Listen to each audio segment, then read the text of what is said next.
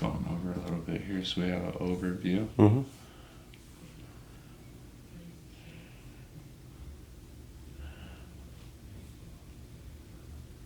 Okay, so we get a little bit of your your education. You said was in broadcasting, and you went to Iowa Central and Fort Iowa Dodge. Central and Fort Dodge.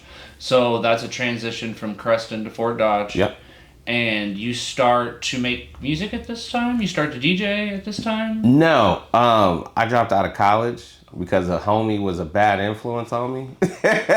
He said, "Hey man, I could teach you something." So, me being influential and like, fuck it, see what this is all about. I quit college and ran around for a little bit, and I met one of my homeboys who's no longer with me. It was around the time Hustle and Flow came out, right? And, we just became homeboys to start kicking it and whatnot. We had a party house in Fort Dodge over on the south side of Fort Dodge. Had the party house. We watched Hustle and Flow, and I'm like, shit. Making beats on a beat pad, a little keyboard? Shit, I can do that. So, I forget what year. It's about, 07 maybe? 08 when Hustle and Flow came out, maybe? Okay, yeah. Because I went to Iowa Central about 03. Okay. And we went to the pawn shop in Fort Dodge and bought our first drum pad, keyboard, and a little 8-track recorder and a microphone.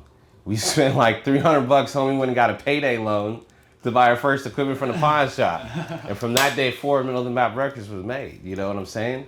Okay. So shout out to Hustle and Flow, Terrence Howard, and 3 6 Mouth for influencing two homies in Fort Dodge, Iowa to start our movement over there. So tell us a little bit about Middle of the Map. What is Middle that? of the Map?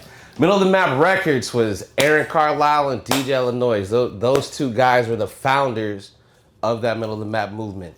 In the beginning of the Middle of the Map, we had 2 artists, Midwest Threats, Wu and Twin. They hailed from Minneapolis, Minnesota, and Kansas City, Missouri. The homeboy AC was working at Burger King at the time, and so was the homeboy Wu. And he's like, "Hey man, we just started this record label. We need some artists." He went over to Wu's mom's crib, had some beers with moms, and said, "Hey, we want your son to be on our label." She said, "Do him right. You have my blessing." Then we took off. So Midwest Threats was our first artist. And then after that, we branched off to Storm Lake, Iowa, met some cats over there. Shout out to the 712 boss, Mr. Chubbs, a lot of Parada Music, and G Money. They were doing a little stuff in Storm Lake, Iowa at the time. They just had started. And Chubbs' brother Lalo, me and him were cool. He linked up with our label, so me and him were kind of like the party people of the label. Midwest Threats was the street sound of the label. And then AC's cousin, JL, he was the OG of the clique. He was the older cat, been around the strip clubs, had the experience of the streets more than us. So we had like three acts, and that's what started Middle of the Map Records.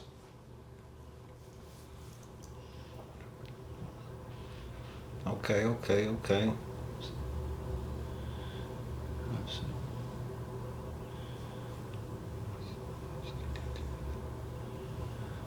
What can you tell us about the Hub City DJs? Hub City affiliation DJ. with that. Okay, so when I first started DJing back in 05, 06, I started off with Coast to Coast mixtapes.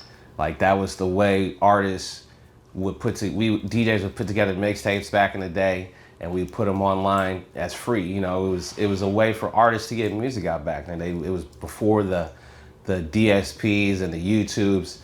We worked the mixtape circuit. So I was in the Coast to Coast mixtape DJs, and they used to have different events where they'd have pop up, DJ events.